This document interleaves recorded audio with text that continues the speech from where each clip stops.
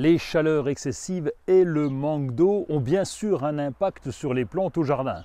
Alors nous devons anticiper justement pour prévoir cette situation. En période de forte chaleur, l'évaporation de l'eau des feuilles s'accélère.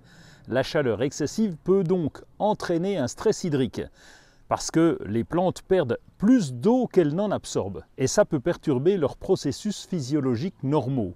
Ça peut réduire la croissance et entraîner des dommages irréversibles, voire la mort de certaines plantes sensibles. Au potager, les légumes ont beaucoup besoin d'eau. Alors comment faire? Voici quelques petits trucs. Vous pouvez d'abord installer un système de récupérateur d'eau.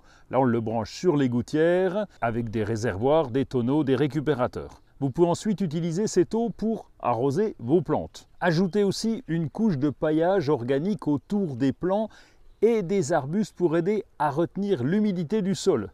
Ça va bien sûr réduire l'évaporation de l'eau et ça vous permettra d'arroser moins fréquemment. Optez pour des plantes adaptées au climat de votre région et qui ont des besoins en eau beaucoup moins importants. Les plantes indigènes sont souvent plus résistantes à la sécheresse et nécessitent moins d'arrosage. C'est le cas des vivaces comme le kénopode ou alors une plante annuelle comme la roche. Les semis sont aussi plus résistants que les plants. Arroser le soir juste avant la nuit, ça limitera l'évaporation de l'eau. Réutilisez l'eau provenant de vos activités quotidiennes, quand on se lave les mains ou quand on nettoie des légumes par exemple. Cette eau va vous servir à arroser les végétaux. Veillez quand même à utiliser des produits de nettoyage écologiques qui n'endommagent pas les plantes. En automne, améliorez la qualité de votre sol en ajoutant du compost ou de la matière organique.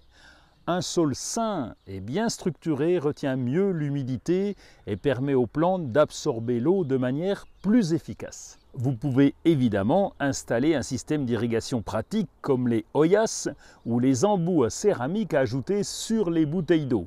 Ces solutions permettent d'économiser l'eau tout en apportant de l'humidité aux racines. Désherber régulièrement puisque les herbes indésirables viennent en concurrence avec les plantes cultivées. Limitez la tonte au maximum en période chaude. Plus l'herbe est haute et plus le gazon résiste à la sécheresse.